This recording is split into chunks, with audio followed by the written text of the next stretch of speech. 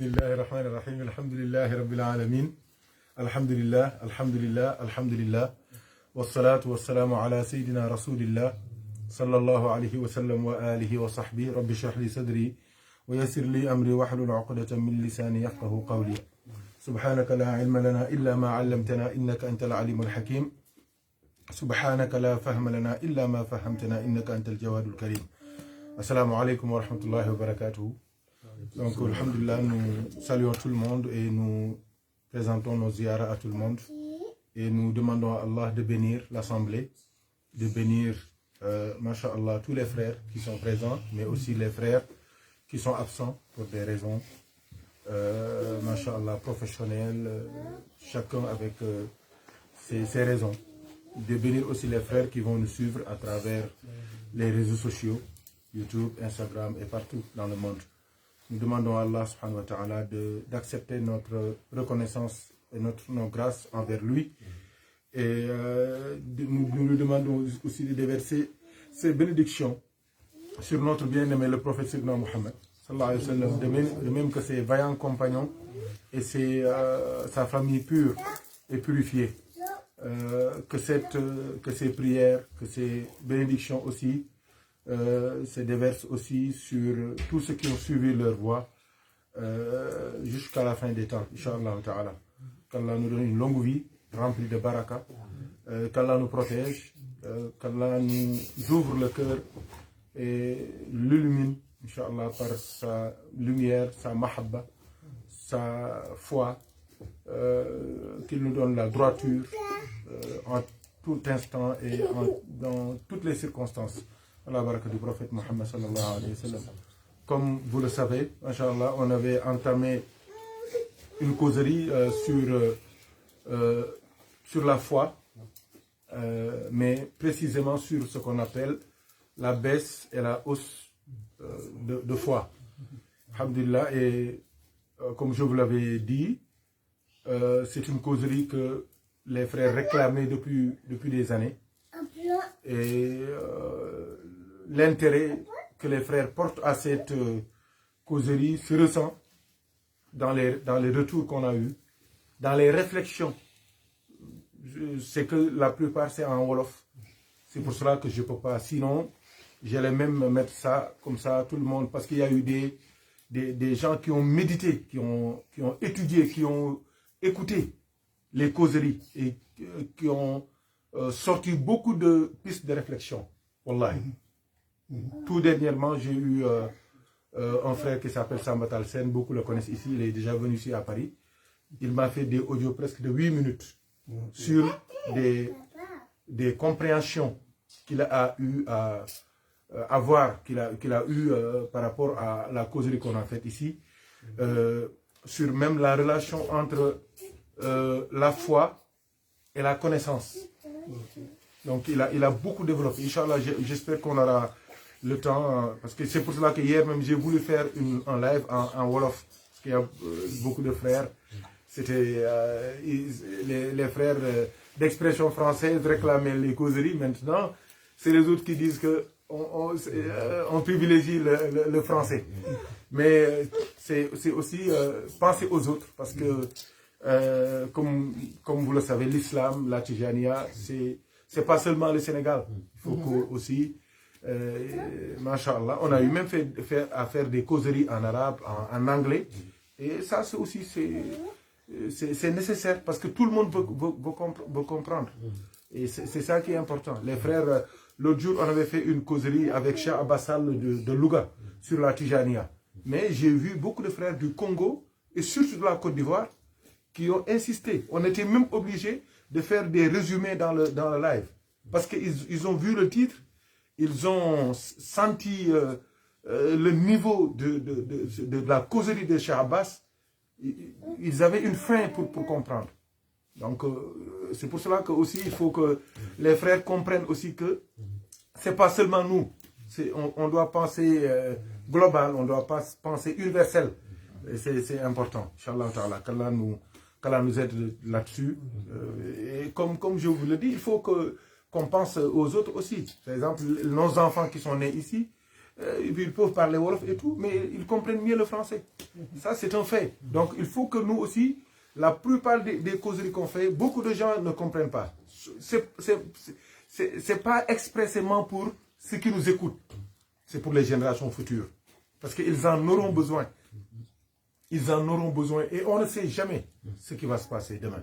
C'est pour cela qu'il faut toujours transmettre ce qu'on doit transmettre. C'est comme les foot, il ne faut pas les laisser dormir. Il faut corriger sur le champ. C'est comme l'exemple que je vous avais donné. C'est un exemple profane et un peu sale, mais ça a réveillé beaucoup de gens sur les toilettes. C'est fait pour être sali, mais si on les laisse sales, mais on ne va plus les utiliser. C'est les péchés. Les péchés, c'est la même chose. Nous, on est obligé de faire des péchés, parce qu'on est faible. On est des pécheurs naturels. Donc, mais l'essentiel, c'est de toujours effacer, se purifier. C'est ça, demander pardon à Allah, faire la tauba. C'est ça qui est important. Parce que si on engrange, on regroupe, c'est comme les prières. Beaucoup de gens ont abandonné la prière parce qu'ils ont commencé par dire, ah, je regroupe. Après, ils disent, je ne peux pas faire tout ça. J'ai raté 2 prières, j'ai raté 3 prières. Un week-end, ils sont en forme, ils le rattrapent. Après, un autre jour, ils sont en formation, ils sont en déplacement, ils sont fatigués.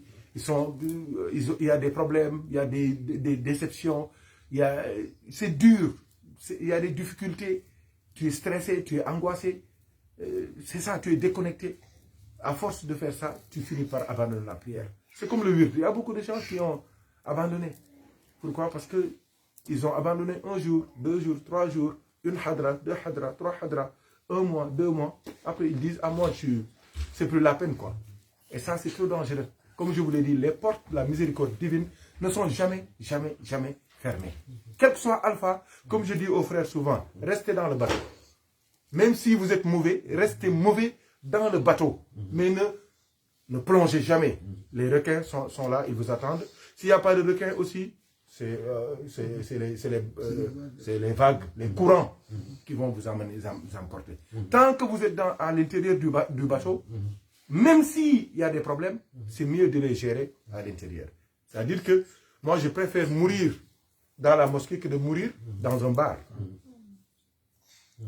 Je préfère tomber, m'évanouir à l'hôpital que m'évanouir, par exemple, en pleine forêt.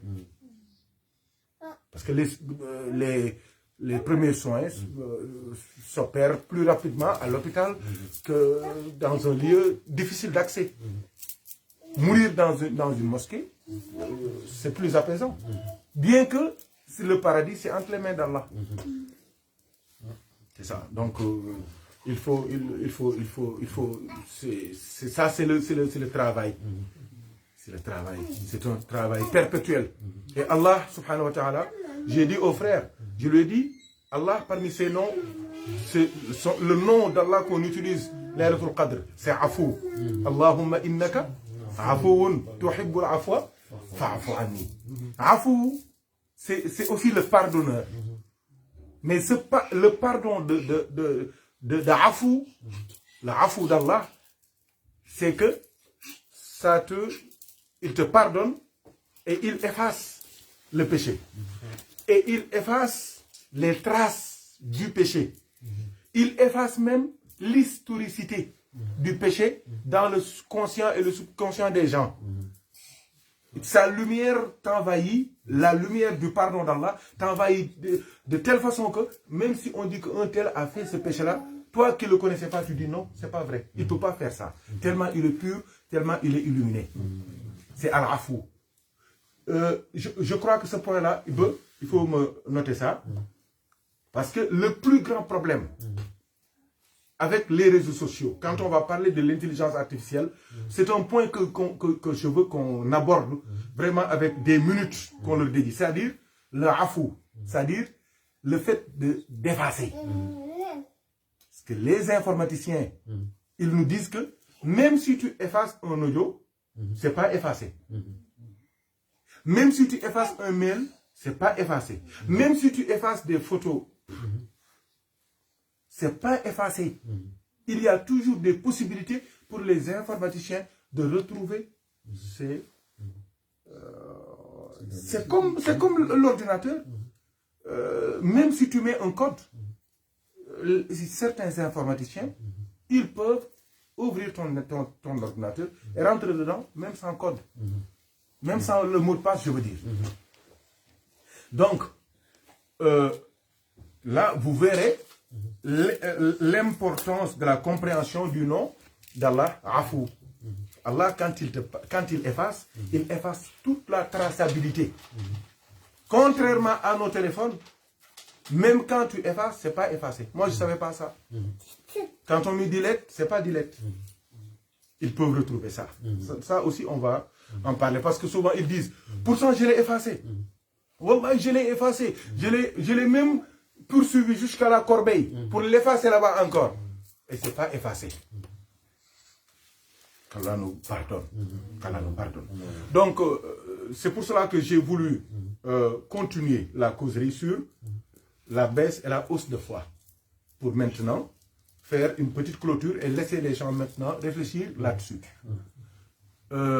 Maintenant, on va aller tout au fond et on va monter aussi tout en haut. C'est-à-dire on va essayer d'étudier, c'est-à-dire le niveau le plus bas de la foi et le niveau le plus élevé de la foi. Hein, cher? C'est la suite logique, non? Parce que quand on dit baisse de foi, c'est une chute. Une chute peut être maintenant jusqu'au fond. Hein? Dernier sous-sol. C'est ça. Jusqu'à Tahtasara. Mais aussi, une hausse, une élévation peut aussi atteindre les plus grandes hauteurs. On va parler de ça très rapidement. Allah, il nous dit dans le Coran, ça, en réalité, c'est lui qui guide qui il veut. Il nous a dit dans Sourate Al-Hujurat, إن جاءكم فاسق بنبأ فتبينوا أن تصيبوا قوما بجهالة فتصبحوا على ما فعلتم نادمين. يعلم أن فيكم رسول الله لو يطيعكم في كثير من الأمر لعنتم ولكن الله حبب إليكم. C'est ça, Tcherno. ولكن الله حبب إليكم الإيمان. الله أكبر. ولكن الله جرجف Tcherno حبب إليكم الإيمان. الله أكبر. ولكن الله حبب إليكم الإيمان. Le sens de ce passage dans Sourate Al-Hujurat, les appartements, c'est une sourate à lire. Un soufi ne doit pas ne pas connaître Sourate Al-Hujurat. Tout ce qu'on appelle les adab se trouve là-dedans, comme Sourate Al-Ahzab. C'est une sourate à lire. Il y a beaucoup de secrets dedans. Je vous avais même promis un live là-dessus. On va le faire, Inch'Allah. Sourate Al-Hujurat, c'est une très belle sourate. Lisez cette sourate, vous verrez beaucoup de secrets dedans. Regardez ce passage. Voilà qu'Inallah, en fait, mais, voilà qu'Inallah, c'est Allah, Habbaba, c'est lui qui vous a fait aimer Al-Iman, la foi. Cher, regarde cette formule-là. C'est Allah qui vous a fait aimer la foi. Donc la foi, on l'aime. La foi, on l'aime. Ça veut dire quoi? On aime les éléments de la foi. Les éléments de la foi, c'est quoi? On croit en Dieu, aux anges, aux prophètes, aux livres, au jour du jugement dernier, au destin, à la prédestination, comme vous voulez. C'est les 6 piliers. Donc c'est Allah qui ouvre ton cœur pour que tu acceptes ça. Mais il passe par quoi? Par la voie de l'amour. Il y a beaucoup de gens qui croient en des choses, mais ils ont cru en ces choses par quelle voie? Par la crainte, par la L'amour, c'est notre voie. Mais je parle des autres. Par la peur, par la tyrannie, par la violence, par la manipulation. On te manipule jusqu'à ce que tu te détestes toi-même. Tu te sous-estimes. Jusqu'à ce que tu ne respectes plus ta personne, ton histoire, ton tout. Tu te renies.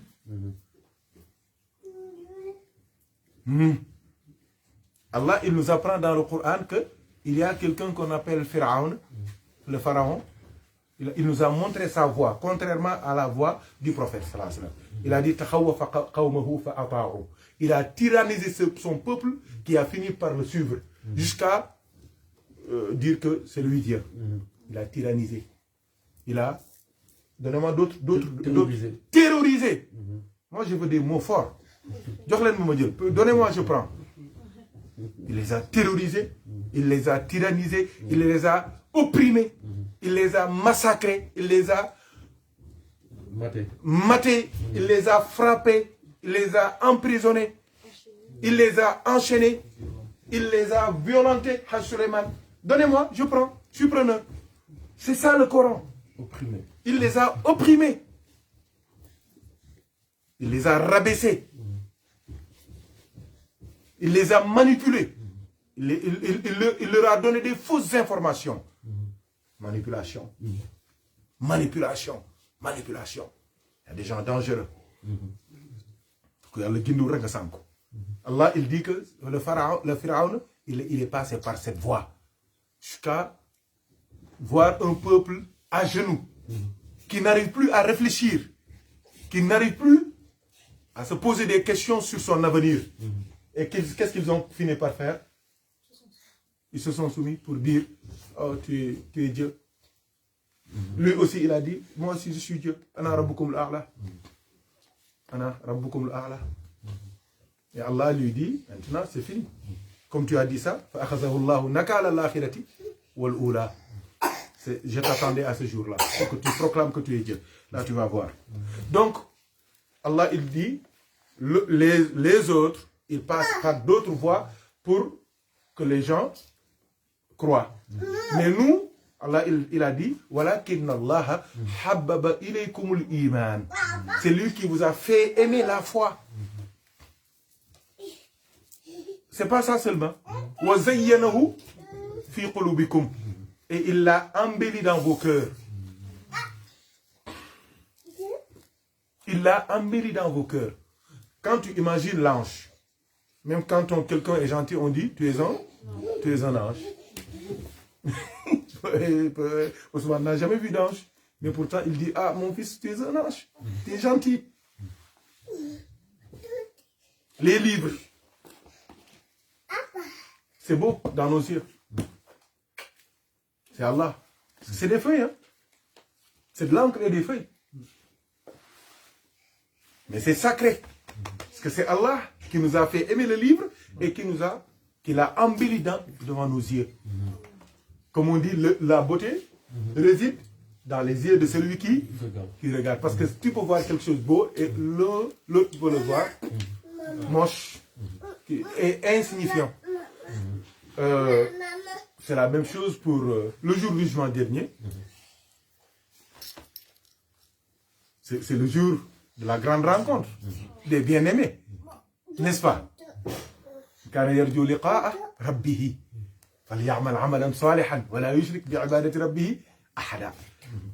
C'est le jour de la rencontre. Le prophète, il a dit, c'est lui qui veut rencontrer Allah, Allah veut le rencontrer. C'est lui qui veut rencontrer Allah. Allah veut le rencontrer. Nous voulons rencontrer Allah. C'est pour cela que nous ne demandons pas la mort, mais nous l'attendons. Parce que nous savons que cette mort n'est pas la mort des autres. Leur mort, c'est le début de courroux, de châtiment, de punition. Nous, c'est le début d'un repos éternel et d'une satisfaction et d'un agrément divin. C'est la même chose pour le prophète.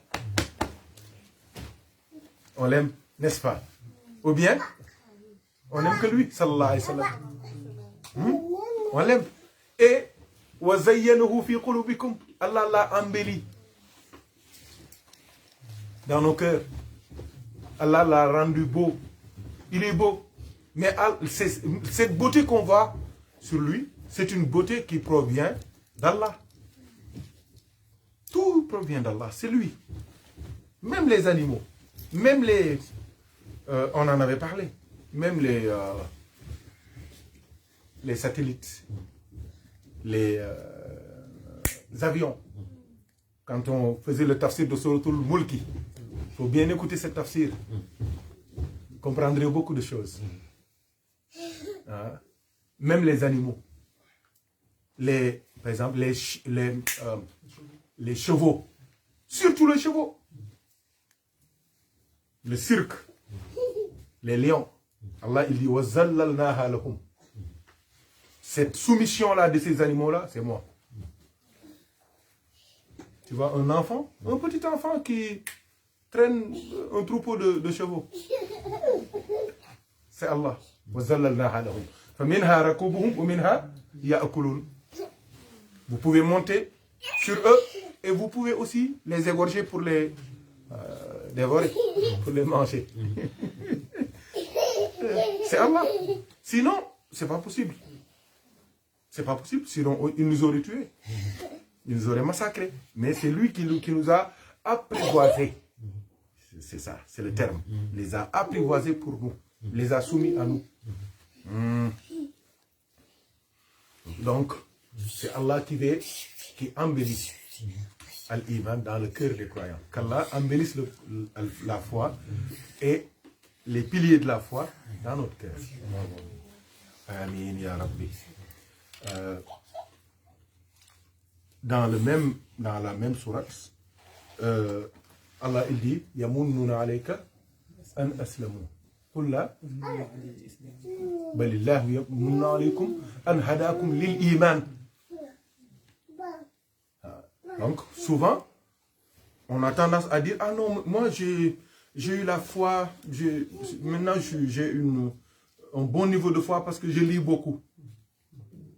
Il y a les gens aussi de la Mecque qui disaient ça. Allah leur dit non.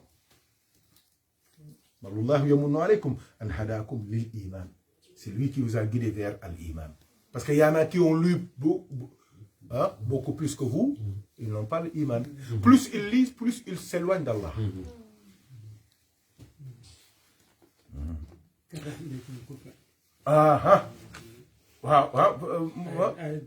Mama tali ko dama ko bëggoon a kii rek yam ci walakin Allah hababa ilaykum al-iman waaw wa karaha ilaykum al-kufra.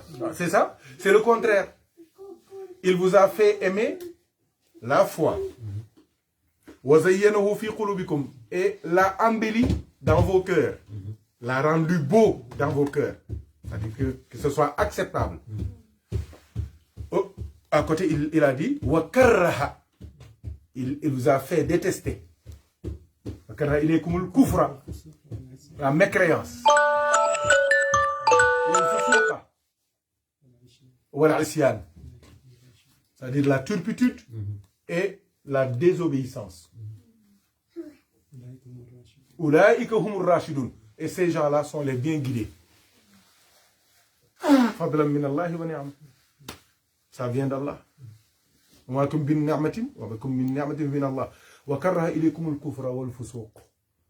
C'est-à-dire que Allah, quand il met la foi dans ton cœur et il l'embellit dans ton cœur, ça se manifeste comment? Ça se manifeste par le fait que tu détestes, t'aimes plus toucher à tout ce qui est mécréance. Tout ce qui est tortuosité, turpitude, t'aimes plus. T'aimes plus, tu détestes la désobéissance d'Allah tabaraka wa ta'ala. Quand tu vois ces trois éléments qui se manifestent dans ta vie, sache que la lumière de la foi est rentrée et Allah l'a fait accepter. Allah aussi l'a embelli dans ton cœur. 4, c'est 5 éléments. Les 2 qui donnent naissance aux 3. il fait aimer la foi, il l'embellit dans votre cœur. Comment ça se manifeste? Tu t'éloignes de la mécréance. Hein? Tu t'éloignes de la turpitude, de la tortuosité, de tout ce qui est... tout ce que tu n'aimes pas que les gens te trouvent en train de faire. Et la désobéissance. Allah, il dit, celui qui a les deux éléments-là, et qui s'éloigne de ces trois éléments, c'est les gens qui sont bien guidés.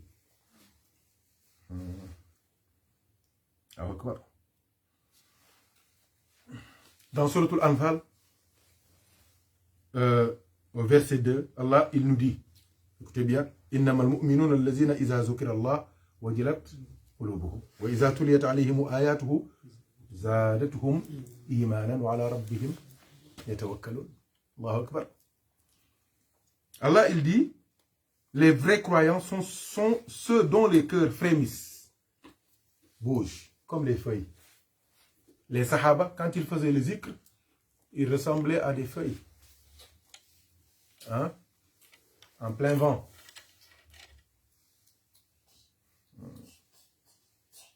Tellement le zikr était fort. Ils frémissent. Mais ils bougent. Leur corps bouge parce que le cœur a frémi à bouger. Subhanallah. Maintenant, le problème de notre époque, c'est que c'est seulement les corps qui bougent. C'est les corps qui bougent. Les cœurs ne bougent pas. Or, avant que le corps bouge, il faut que le cœur bouge. Subhanallah. Et quand ces versets leur sont récités, cela fait augmenter leur foi. Cela fait augmenter leur foi. Et ils placent toute leur confiance en leur Seigneur. Voilà, Rabbihim yatawakkalun. C'est les gens aussi, alladhina yuqimuna as-salah. C'est eux qui accomplissent la prière. J'ai déjà parlé de ça. Accomplir la prière et faire la prière, ce n'est pas la même chose. J'en ai déjà parlé. Et qui dépensent dans la voie d'Allah, dans le sentier d'Allah, de ce que nous leur avons contribué. Allah, il dit,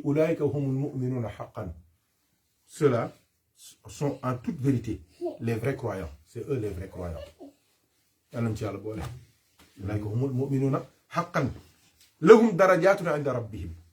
Ils auront des degrés très élevés auprès de leur Seigneur, ainsi qu'un pardon et une dotation généreuse.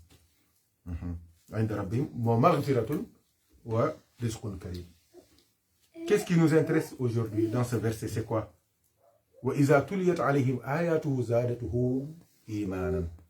Et quand les versets de leur Seigneur leur sont récités, leur foi augmente. C'est pour cela que chaque fois que tu fais une prière, ta foi doit monter.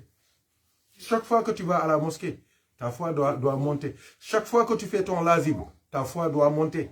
Chaque fois que tu fais ta wazifa, ta foi doit monter. Chaque fois que tu lis le Coran, ta foi doit monter. C'est ça qui montre que tu as lu le Coran. Tu as fait le dhikr. Tu es allé à la mosquée.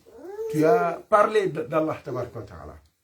C'est ça la vraie lecture. C'est ça le vrai dhikr. C'est ça la vraie écoute du Saint-Coran. Mais écouter pour écouter, faire le dhikr pour faire le dhikr, aller à la mosquée pour aller à la mosquée, non.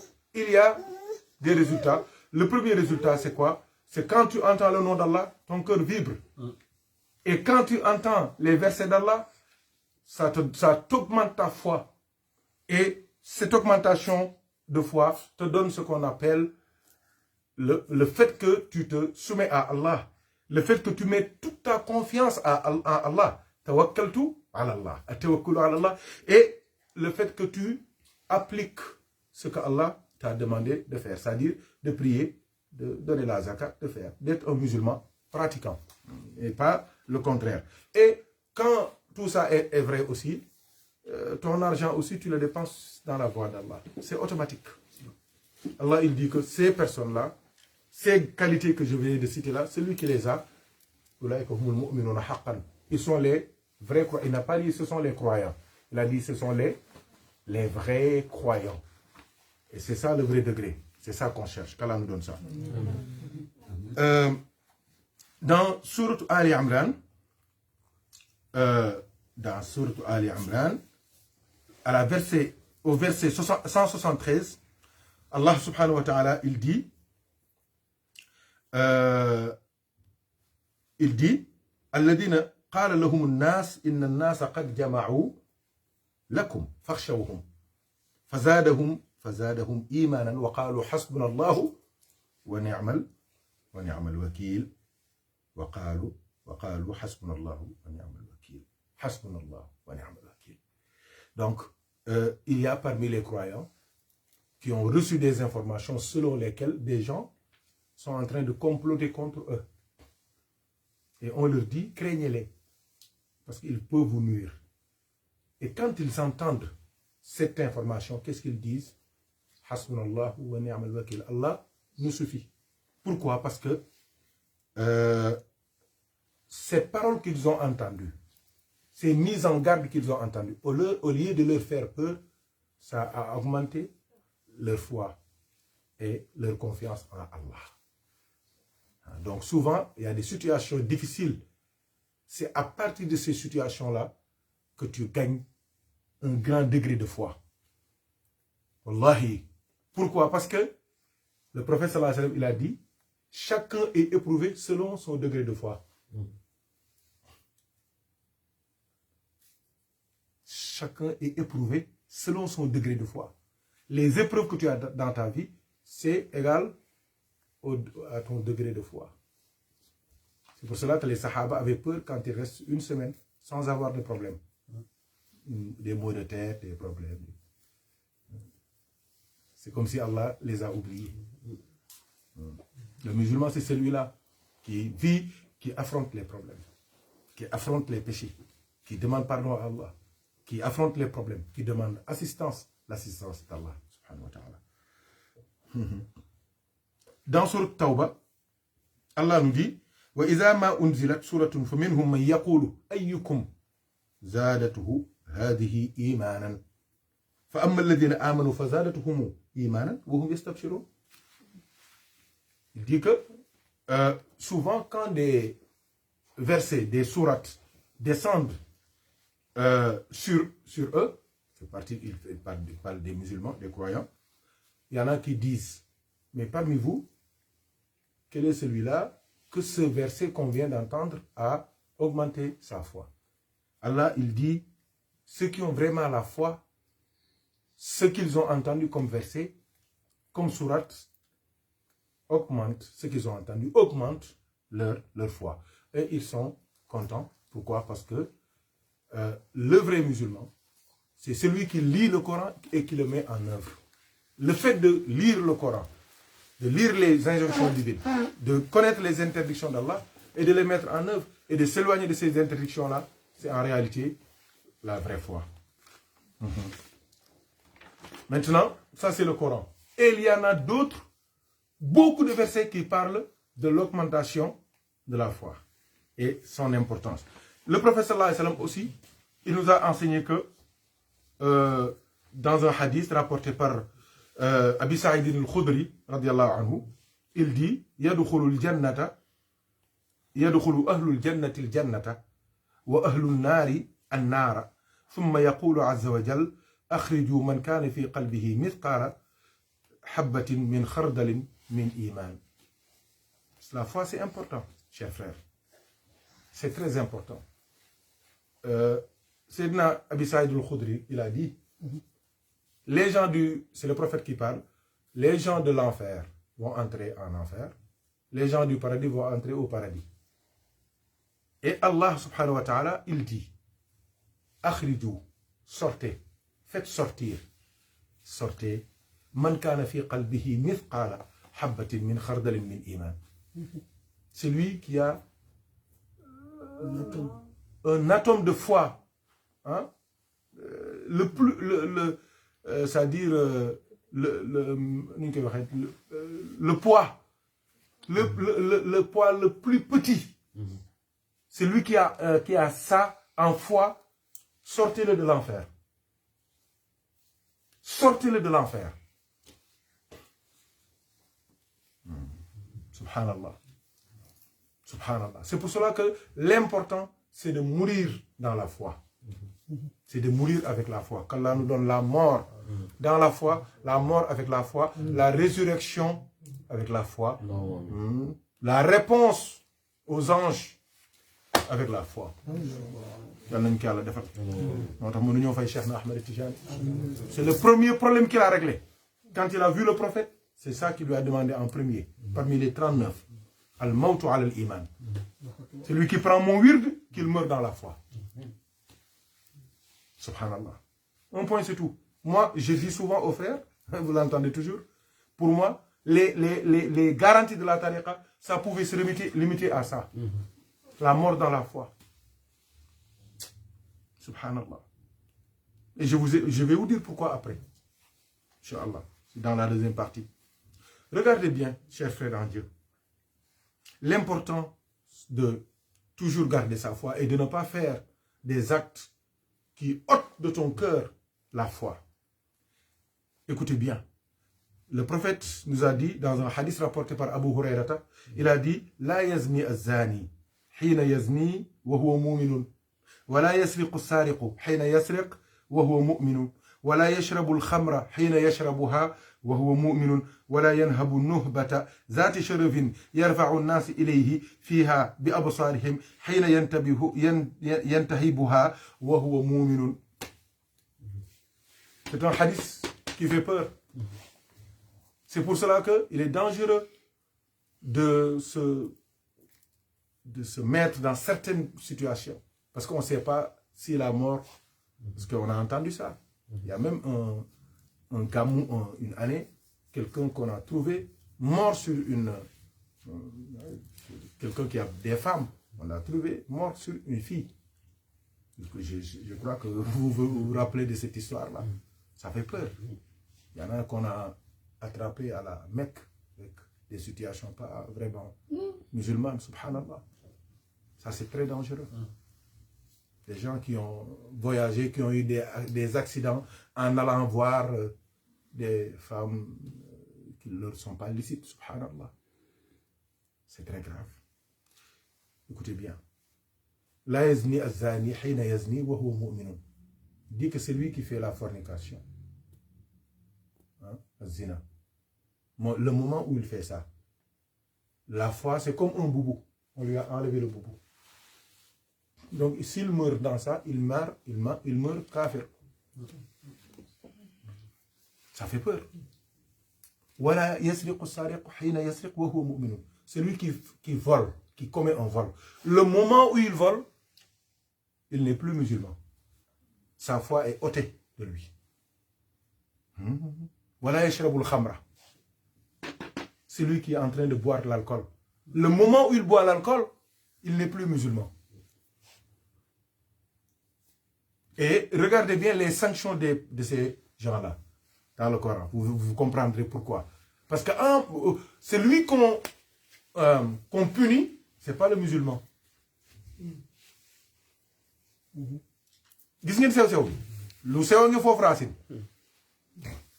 jullit kenn du ko duma kenn du ko toroxal suñ ko dumaa wala ñu koy toroxal parce que am na benn moment même bu dee 30 minutes la wala 1 heure de temps mbubbum diideem dindi nañ ko moo tax ñu koy toroxal et ça va nous poursuivre jusqu'au jour du jugement dernier. Un musulman n'entre pas en enfer. Jamais. C'est pour cela que quand un musulman doit entrer en enfer, le boubou de l'islam que tu portais sur terre, Allah l'enlève. Il te transforme en une autre créature pour te mettre en enfer. Dégg ngeen sew-sew. Jërëjëf. Jërëjëf. Enlève l'humilité. Lu jullit di dem sawara. Soo waree dem safara lii l'islam ci yow moom la ñuy dindi nga nekk leneen kooku la ñuy saaf. Il dit aussi le pilleur, c'est-à-dire l'agresseur, surtout les agresseurs en pleine journée, les vols à l'arraché. C'est lui qui le fait aussi, le pilleur, l'agresseur, le voleur avec violence. Celui-là, quand il fait ça, au moment où il le fait, il n'est plus musulman. C'est pour cela que la plupart de ces gens-là, leurs sanctions dans l'islam, on les tue. Ou bien on les déshonore parce qu'ils sont plus musulmans. Subhanallah.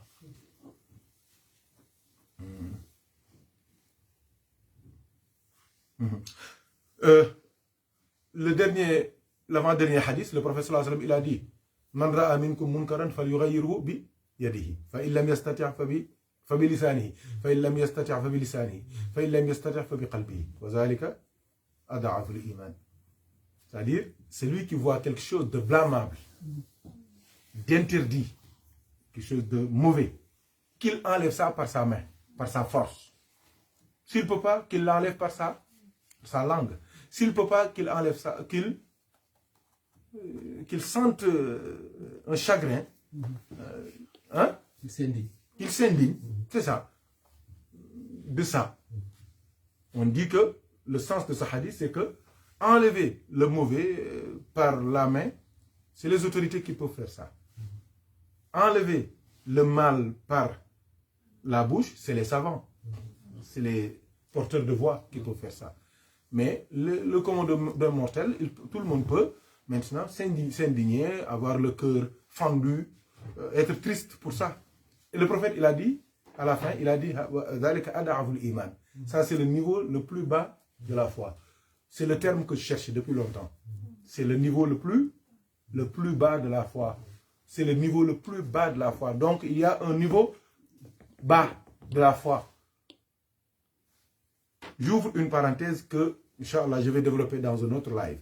Le prophète sallallahu alayhi wa sallam, il nous a dit, La yuminu ahadukum, hatta akuna ahabba ilayhi, min waladihi wa walidihi wa nasi ajma'in. C'est-à-dire, ici, je vous parle de la relation de la foi avec la mahabba du prophète. C'est Ousmane Silla qui avait posé la question le vendredi passé. Le prophète sallallahu alayhi wa sallam, il a dit, personne n'atteint la foi, la vraie foi, tant que il n'aime pas plus que son propre fils, son propre père, ses propres parents, et tous les hommes. Tant que tu ne me préfères pas à tout le monde, tu n'as pas la foi. Donc la foi est liée intrinsèquement liée à la mahabba du prophète sallallahu alayhi wa sallam. Ça, on va en parler. C'est pour cela que c'est important le wird Tidjan. C'est important. C'est ça qui arrose la mahabba du prophète. Et quand tu as la mahabba du prophète, tu as l'iman. Quand tu as l'iman, ton corps se soumet à Allah. Et quand ton corps se soumet à Allah, tu adores Allah. Quand tu adores Allah, tu es proche d'Allah. Quand tu es proche d'Allah, Allah te couvre de sa rahma. Et sa rahma, c'est le paradis. Qu'Allah nous donne ça. Donc, il y a d'autres versets, mais Inch'Allah ta'ala, je crois que ça suffit. Tout le monde est servi. Maintenant, le prophète nous a parlé du niveau le plus bas de la foi. Donc, c'est pour ça veut dire aussi qu'il y a un niveau le plus élevé de la foi. Allah, il nous dit dans Sourate Yunus, Ala inna awliya Allahi, tierno. Ala inna awliya Allahi, la khawfun alayhim, wa la hum yahzanun. C'est qui? Alladina amanu wa kanu yattaqun. Subhanallah. Subhanallah. Subhanallah. Allah, il dit, les bien-aimés d'Allah, les élus d'Allah. Allah, inna awliya Allah, les awliya, les wali d'Allah, les alliés d'Allah, les bien-aimés d'Allah, les élus d'Allah, la khawfun alayhim. Ils n'auront pas peur sur terre. Wala hum yahzanoun. Ils n'auront aucune crainte dans l'au-delà. Et tout le monde a dit, moi je fais partie des amis d'Allah. Et Allah leur dit, alladhina amanu wa kanu yattaqun. Ils ont fait l'addition de deux choses. C'est quoi? Al-iman wa taqwa. Quand tu as l'iman, la crainte, la foi et la crainte d'Allah, les deux, ça donne la wilaya, la sainteté. Donc la sainteté, c'est quoi? Djadji. La sainteté, c'est quoi? C'est l'addition de la foi et de la crainte d'Allah. Alladhina amanu wa kanu yattaqun. Donc, si tu atteins le niveau le plus élevé de la foi, Ce niveau-là, on l'appelle la wilaya. Et si vous connaissez le sens de ce verset-là, c'est là que vous comprendrez aussi le degré de Maulana Cheikh Tijani. Parce que tout ce qu'il a devancé, il les a devancés par la foi, son niveau de foi très élevé et son niveau de crainte d'Allah. Les awliya, leur course, c'est ça. C'est ça. Le pied, hein, il court avec le pied de la foi et le pied de la crainte d'Allah. Leurs deux ailes, c'est ça. La foi et la crainte d'Allah. Et quand tu prends cette voie-là, personne ne peut te rattraper. Tu es, comme on dit en anglais, unstoppable. Unstoppable. Hein? Ça, c'est les basketteurs qui disent ça. Personne ne peut m'arrêter. Je dis, la mort va venir, tu vas comprendre si tu es unstoppable. Hein? C'est ça. Inarrêtable. C'est ça. Quand tu vois Maradona, Stoïkov, son ventre là, les Carl Lewis, quand tu les vois, le boxeur là, Mohamed Ali. Le Usain Bolt, c'est fini. Subhanallah. Donc, là c'est clair. Le niveau le plus élevé de la foi, c'est quoi? C'est la wilaya, qu'Allah nous donne ça. C'est l'amitié d'Allah. C'est la proximité d'Allah. Maintenant, Allah, il nous dit aussi, le prophète nous a déjà parlé du niveau le plus bas. Ça arrive, hein? Et moi, c'est ça qui me fait peur. Pourquoi? Parce que le niveau le plus faible, quand tu tombes au fond, c'est-à-dire le bas fond du fond, c'est quoi? C'est le kufr. C'est la wilaya. En bas, c'est quoi? La mécréance. Parce qu'il y en a qui ont cru en Dieu et qui ont fini par dire que Dieu n'existe plus. Ils ont fini par insulter Allah et le prophète. Rabbana la tuzigh qulubana ba'da iz hadaytana. Ne nous dévie pas nos cœurs après nous avoir guidés. qu'Allah protège nos cœurs, pour qu'on garde la foi jusqu'à la fin des temps. Et les raisons de cette chute vers le niveau le plus bas de la foi, c'est quoi? Allah, il dit, il était au top, là c'est le flop. Il était OK, aujourd'hui il est KO. Il était le meilleur, aujourd'hui il ne vaut plus rien. Regardez bien, il y a certains footballeurs qui avaient des milliards et des châteaux. Il y en a qui n'ont même plus de quoi acheter des bougies. C'est pour vous faire comprendre, n'est-ce pas? Paul Gascoigne. En Afrique, même il y en a beaucoup. Des joueurs qui finissent par des cagnottes, subhanallah. Et eux, ils avaient des milliards. En Angleterre, il y en avait. Je ne veux pas citer d'autres noms. Mais je crois que vous comprenez ce que je veux dire. Donc, la première des raisons, c'est quoi? C'est l'insouciance. Al-Ghafla. C'est très dangereux. Aussi, le fait de ne pas respecter, le fait de ne pas être constant. Ça commence par ça. Tu es insouciant. Tu commences à délaisser petit à petit tes actes de dévotion. Subhanallah. Après, tu commences même par alterner. C'est temps où tu fais, c'est temps où tu ne fais pas. À un moment donné, tu dis, je laisse tout. Et à un moment donné, tu dis même, celui que j'adorais là, en réalité, ça n'existe pas.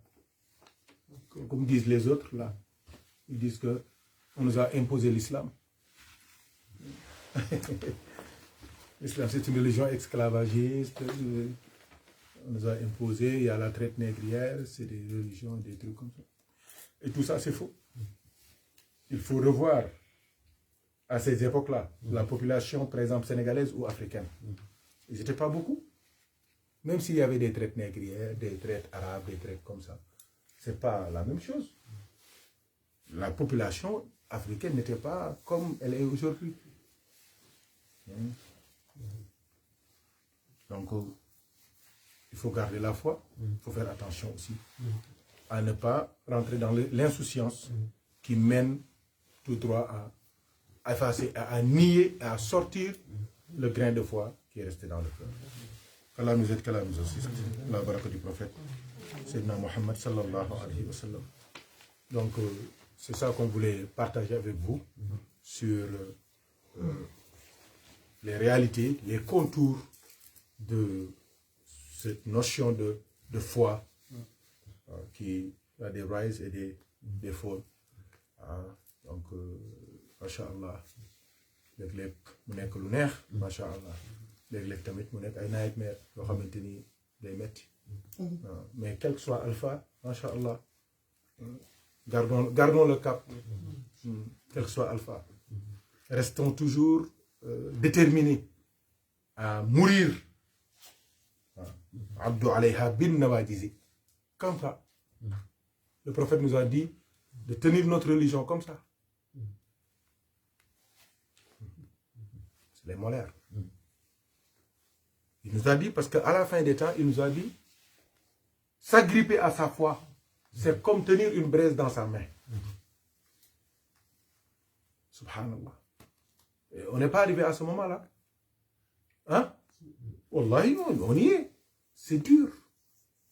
Regardez bien, l'heure du Fajr, c'est à 4h30. C'est dur. Tu te recouches pour aller travailler, c'est difficile. L'heure du Aïcha, c'est à 23h. 23h10, 9, hein? 23h, subhanallah. En hiver, à 21h, tu es déjà dans les bras de Morphée. C'est pas facile, hein? Le haram est partout. Partout, dans la rue. Ton téléphone, la télévision, même les météos. Il y a de la sexualité. Même les publicités. Il y a du mauvais. Même les journalistes qui présentent des journaux. C'est dénude. Pourquoi? Les gens ne comprennent pas. On est dans une bestialisation de l'homme. Un rabaissement. C'est pour cela que le cœur est toujours attaqué par ces éléments-là dont je parle. Le téléphone, les appels, l'ordinateur. Il y a même les publicités intempestives que tu n'as pas appelées. Tu ouvres le fil d'actualité. C'est dangereux. Instagram, c'est dangereux. Les fils d'actualité, subhanallah. Tu tombes sur des choses, tu entends des choses que tu ne veux pas entendre. On t'impose leur contenu. Ils veulent attaquer ton cœur pour parasiter ta foi. Soit l'enlever totalement de ton cœur, ou bien que tu aies une foi faible, une foi qui n'est pas solide. Il suffit de rencontrer une certaine situation pour se débarrasser. Beaucoup de gens étaient comme ça, maintenant ils sont couchés. C'est pour cela qu'il faut toujours privilégier, comme je vous l'ai dit, des rencontres, des personnes, des vidéos qui renforcent votre foi, qui renouvellent votre foi. C'est ça, c'est un travail perpétuel, jusqu'à ce que cette foi soit bien assise dans le cœur et dans le ruh. Et quand ça arrive à ces stations-là, c'est fini. Même si tu es malade, même si tu as un accident, même si tu es surpris par la mort, la peur des événements ne va pas amener ta foi. Je vais terminer par l'histoire que je vous avais racontée ici. C'est une histoire que j'aime bien. L'histoire du perroquet. Vous vous souvenez de ça? Un cheikh qui avait élevé un petit perroquet et l'a dressé, le perroquet, il parle, n'est-ce pas? Il l'a dressé à dire toujours La ilaha illallah, la ilaha illallah. Il ne faisait que le dhikr de la ilaha illallah. Un jour, le cheikh était monté. C'est une histoire vraie. Hein? Le cheikh était monté à l'étage et un chat est rentré dans le salon. Il a attaqué la cage du perroquet. Et le perroquet a repris son cri de perroquet quand il a eu peur. Quand le cheikh a entendu le cri du perroquet, lui aussi il a crié. Tous ses disciples ont accouru pour venir. Parce qu'ils croyaient qu'il y avait un drame, une catastrophe. Il a pleuré, il a pleuré, il a pleuré. Et les disciples lui ont dit, mais cher, qu'est-ce qu'il y a? C'est le chat là qui a mangé le perroquet et qui l'a dévoré. Mais nous, on peut t'acheter des centaines de perroquets. Tout ce que tu veux comparer, on amène tout de suite. Mais ton hal là, ça nous sommes tristes. Qu'est-ce qu'il y a? Il a continué à pleurer. Il a continué à pleurer. Il a continué à pleurer. Quand il s'est calmé, mais ils lui ont dit, mais explique-nous, dites-nous, qu'est-ce qui t'a mis dans ce hal là? On va régler ça tout de suite. Il leur a dit, calmez-vous, écoutez-moi. Il leur a dit, l'important dans la vie, c'est le terminus. Il a dit, ce perroquet, je l'ai dressé. Je lui ai appris à dire la ilaha illallah. Il disait toujours la ilaha illallah. Mais quand il a eu peur, parce qu'il a été attaqué par un chat, il a retrouvé son instinct naturel. Il a crié, il a pleuré, il a crié, comme les perroquets crient. Au lieu de crier, comme il avait l'habitude de crier. Au lieu de dire la ilaha illallah. Eux, ils n'avaient pas compris, les disciples. Il leur a dit, moi j'ai peur. Je vis dans la foi. Je vis avec vous dans la foi. Je nourris ma foi. J'essaie d'augmenter ma foi. Mais j'ai peur, le jour de la mort, quand les situations vont changer, que les anges vont venir, le shaitan, que je deviens faible, je ne peux plus faire mes ablutions, je ne peux plus bouger mes mains. J'ai peur d'oublier la ilaha illallah. J'ai peur que ma langue ne puisse plus dire la ilaha illallah. C'est ça qui m'a attesté. C'est pour cela qu'il faut, dès à présent, habituer la langue, le cœur, le ruh à la ilaha illallah. Pour que, sur le lit de la mort, on puisse dire la ilaha illallah. Sinon, c'est la chose que l'élément le plus important sur ta langue, et dans ton cœur et dans ton ruh, c'est ça que tu vas répéter le jour de la mort. Il y en a qui répètent des noms de filles. Il y en a qui répètent des jeux de dames à la mort. C'est vrai. Parce qu'ils ne connaissent que ça. Le ruh ne connaît que ça. Et il y en a qui disent la ilaha illallah. qu'Allah nous donne ça. Wa akhiru da'wana. Alhamdulillahi rabbil alamin. Assalamu alaikum wa rahmatullahi wa barakatuh. Ça arrive que souvent on nous dit que pour nous on explique ça quand les parents depuis on est petit on nous dit ça. Nimakalan, c'est-à-dire que Nimakalan c'est là il a en fait. Nimakalan c'est en bambara, ce qui veut dire quand l'âme sort, là il a là. Tu aides le malade. Et là, il y a des gens à côté qui aident le malade à faire là il a là. Ça arrive, non? C'est vrai. Masha'Allah. C'est une très belle remarque. Parce qu'un mourant, un agonisant, on ne lui dit pas de dire, on ne lui intime pas l'ordre de dire la ilaha illallah. Quel de quoi la ilaha illallah? C'est lui qui est à côté de lui, c'est lui qui dit la ilaha illallah. Parce qu'on ne veut pas qu'il dise non, je ne dis pas ça. Ça c'est grave. C'est pour cela que tu ne lui dis pas de dire la ilaha illallah. Mais c'est toi, en lui donnant de l'eau, en le nettoyant, en le servant, c'est toi qui dis la ilaha illallah. La ilaha illallah. La ilaha illallah. Regardez bien. Tout à l'heure, je vous ai demandé des synonymes. Combien j'en ai reçus? Au moins une dizaine, une quinzaine. C'est parce que vous m'avez...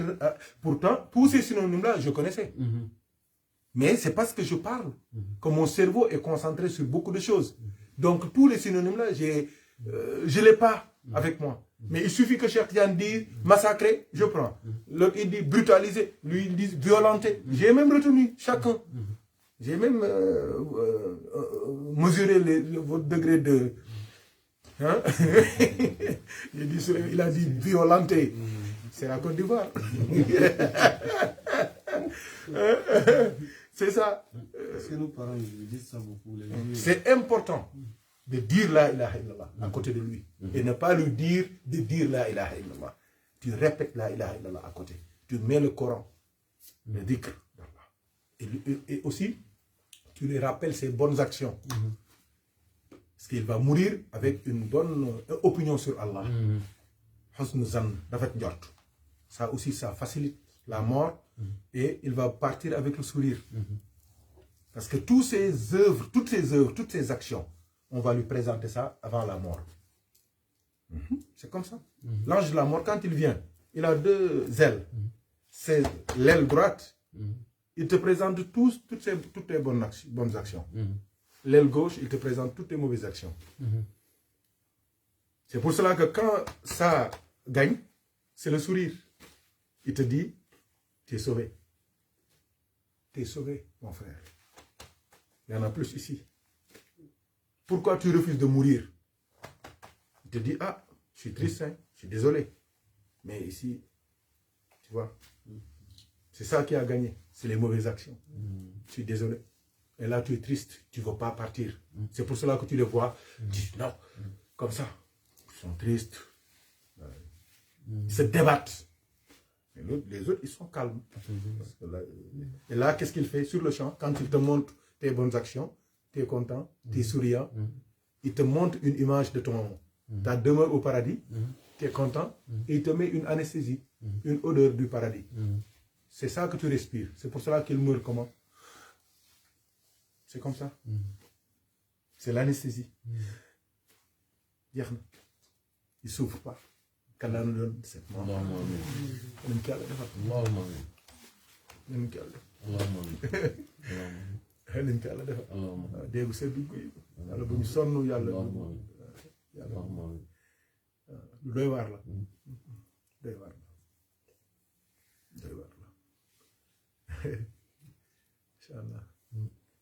nous donne une fin heureuse. C'est une très belle remarque. Je crois que même on doit faire un live sur comment préparer un malade, un mort. C'est important. C'est des choses à connaître. Parce que Tcherno, il le sait, souvent on assiste à des choses. Quand tu ne connais pas, tu ne connais pas. Souvent, il nous arrive d'aller voir des gens qui sont morts. Quand j'arrive, je leur dis, est-ce que defar ngeen ko? Ils me disent, oui, defar nañ ko. Moi, muur nañ ko. Mais là, non. Il faut attacher ses orteils, il faut le redresser, il faut que jubal cër yi bala muy sedd. Il faut nga tëj ay bëtam, sinon day ubbeeku. te doo ko mën a tëj. Faut que nga bu dee gémmiñ gi dafa kii surtout ñi am ay poosé ak yooyu. Faut que nga dindi ba mu kii daal di wut buum takk fii ngaam gi. Yooyu yëpp c'est des choses à connaître, cher. Surtout nous qui sommes là. Au Sénégal, on ne s'occupe pas de ces choses. Pas, il faut. Mais filles, on ne sait jamais. On ne sait jamais. C'est juste, tu vois, en Afrique, quand tu vas, nous, on a un grand hôpital qu'on appelle l'HPD. C'est souvent quand les gens sont malades. Nous, on a des hommes souvent qui sont malades. Quand ils sont malades comme ça, on prend tous les garçons de la cour. Vous faites toutes les nuits. Quand tu fais la nuit avec lui, demain, c'est l'autre qui fait la nuit. Donc, très souvent, tu vois des vieilles personnes qui sont là. Parce qu'ils sont beaucoup de malades. Dans une grande salle comme ça, chacun a son lit, Donc, toi, tu es à côté de ton malade, l'autre il est à côté de son malade, l'autre, chacun aide. Donc, souvent, ça arrive que, tu vois, il agonise, il y a quelqu'un qui agonise, et tu vois les vieux là. Parce que très souvent, c'est les vieux. Les vieilles qui sont. Il y a d'autres qui sont à côté de leur mari, d'autres sont à côté de leur femme.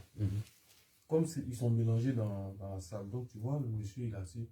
Et puis, il sourit, et puis il fait là. Et puis, le monsieur il s'en va.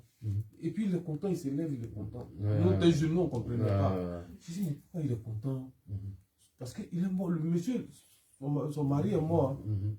Mais au lieu de pleurer, elle est là parce qu'elle fait là, il est là. Le monsieur il fait là, il est là. Elle aussi fait là, il est là. Jusqu'à ce que. Et puis elle fait par Allahu Akbar. Nous on dit, mais attends, ton mari est mort. Tu vois, on voit, après on comprend. C'est après qu'on a commencé à comprendre ça, tu vois. Parce qu'elle accompagnait. C'est ça, c'est le vrai accompagnement, ça. Dans ça, là, il est là. Quand il dit là, elle aussi, elle dit là. Jusqu'à.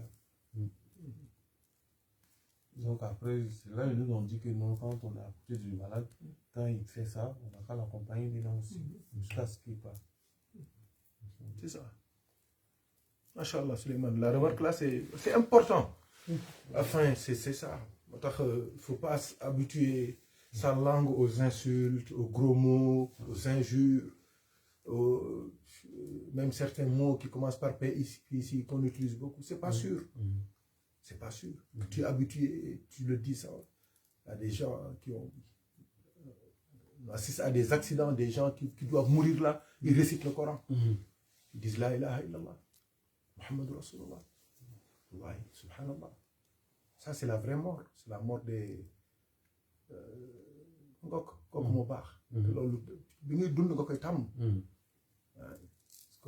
On vieillit comme on a grandi. Et on meurt comme on a vieilli.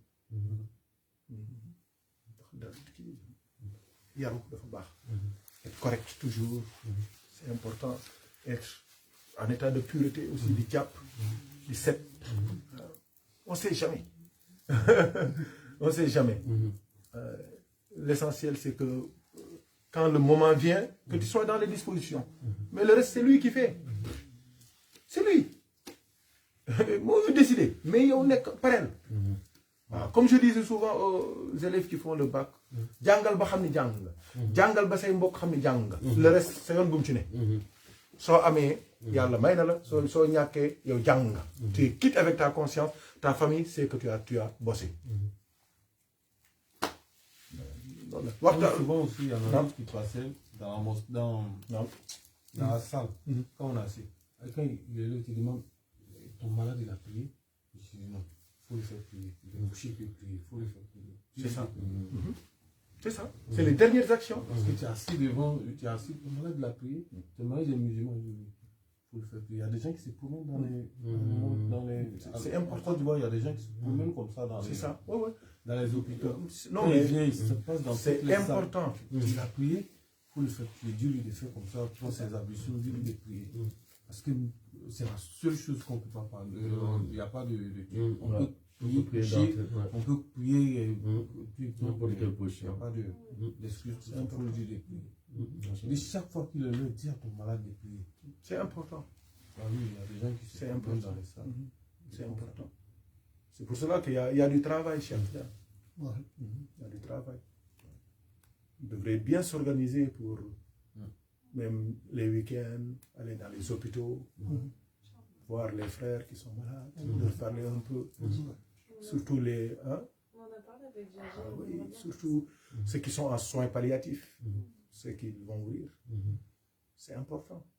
De les apaiser. De les apaiser, de leur parler, de leur rappeler la foi. Il y a des, par exemple, nous sommes des habitués de l'hôpital ici. Le papa est souvent là. Donc. Mais j'avais vu, par exemple, quand il était à Rothschild, Khalif, il y avait une dame, c'est une sœur chrétienne. Souvent, elle venait pour discuter, pour parler. Je donne un peu de mon temps pour les malades ici. Elle a même son bureau. Hein. Il y a, même, j'ai regardé à Kremlin-Bicêtre, il y a un bureau même pour un aumônier musulman.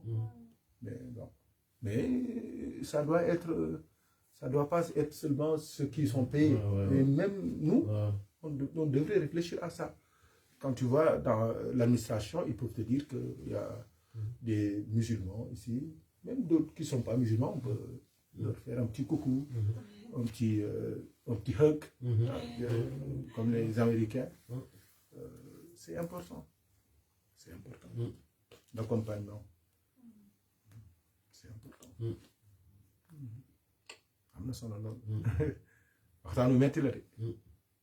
C'est très dur. Attends, on est là.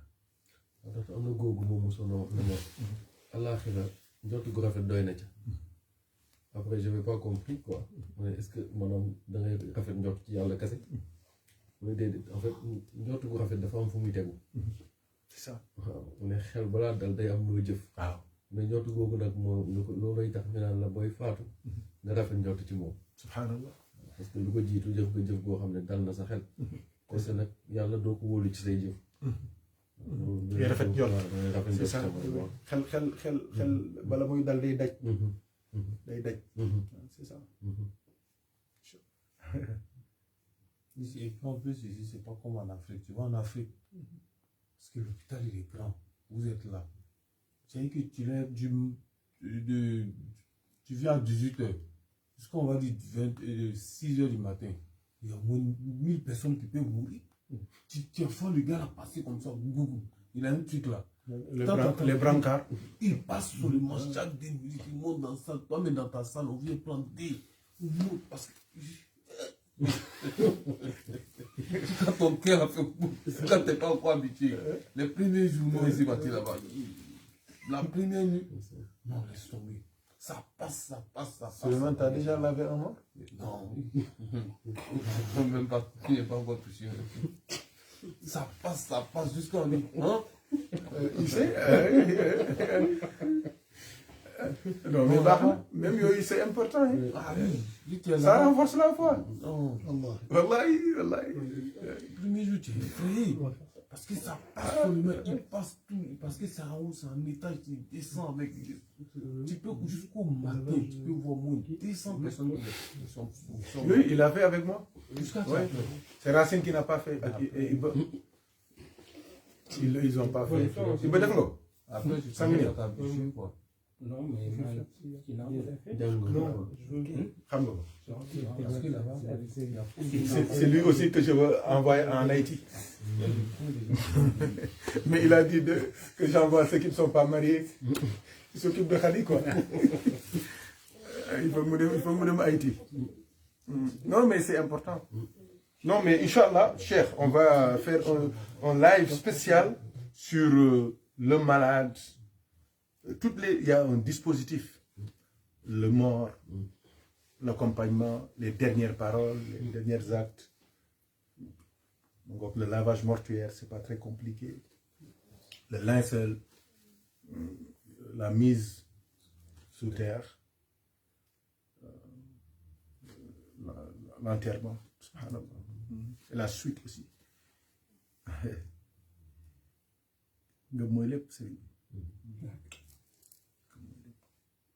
Iman.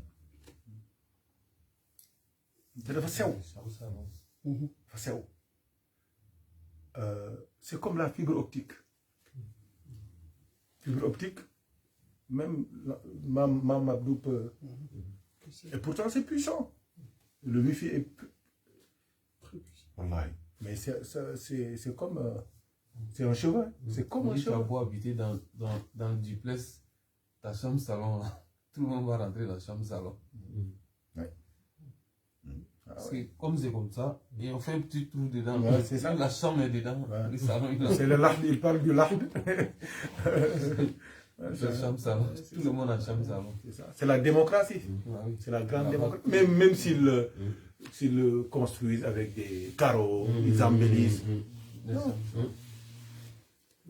On dit que combien de gens ont des tombes très belles avec des carreaux et celui qui est à l'intérieur est en train d'être puni. Et tu peux voir quelqu'un qui est enterré en plein désert, personne n'est avec lui, mais Allah est satisfait de lui. Non? Hein? Non, je disais, carreaux, il est dit c'est mon ça. Ouais. Ça alourdit les La carreaux. génération de maintenant et avant, c'est pas pareil. Maintenant, les jeunes, ils vont beaucoup au cimetière pour aller laver, balayer. Mais avant, dans le temps, quand nous étions petits, il n'y avait pas ça. C'est important. Mais maintenant, la jeunesse de maintenant, ils vont beaucoup au cimetière faire les nettoyages. Parce qu'il y a des gens qui le motivent, il y a des gens qui payent les sardines, il y a des gens qui payent le pain, d'autres qui payent de l'eau, ils ramènent. Mais c'est la vraie maison. C'est la vraie demeure. Pour quoi. Et puis tu bures là-bas, tu restes là-bas beaucoup. Mais pourquoi les jeunes ici ont commencé à acheter des maisons? Parce que les papas, qu'est-ce qu'ils disaient? Je viens faire les études. Tu restes là, tu travailles. Après, tu restes là. Tu dis, ici, c'est la bonne santé. Tu restes là. Ah, tu ne peux pas rester 6 mois sans venir régler tes papiers. Mais tu vieillis ici. Tu meurs ici. Tu rentres au Sénégal vers la soute. C'est ça. Mais là, les jeunes, ils ont compris que ils ne peuvent pas vivre de loyer. Ils s'achètent. C'est plus rentable. Et quand tu pars au Sénégal aussi, tu laisses à tes enfants. Mais c'est la même chose. Nous, toute notre vie ici sur Terre, ce n'est qu'un passage. Mais la durée qu'on va faire sous terre, c'est ça la vraie... C'est la vraie demeure. Donc quand tu investis 300 000 euros pour acheter une maison, mais investis la même somme ou plus pour ta tombe. Je me souviens très bien de ça. C'est vers 2012 comme ça.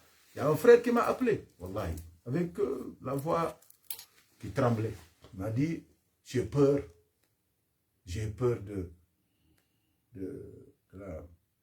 des ténèbres de la tombe et de la solitude de la tombe. Il m'a dit, j'ai peur de ça.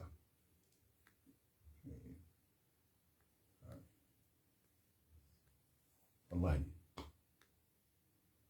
Il m'a donné 4 millions CFA. Wallahi. 4 millions CFA. Et en ce moment, je n'avais rien. 4 millions. Je lui ai dit, ta demeure, tu veux l'illuminer, ta tombe. Tu illumines la maison de Dieu. J'ai donné ça, on a illuminé une mosquée. Toute l'électricité et l'ENELI, du courant coupé,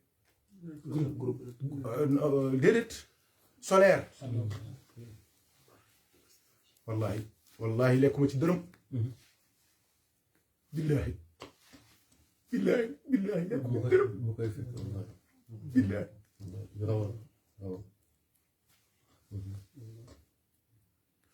Le mort de Varaglou. Il m'a dit ça. Wow. De Varaglou.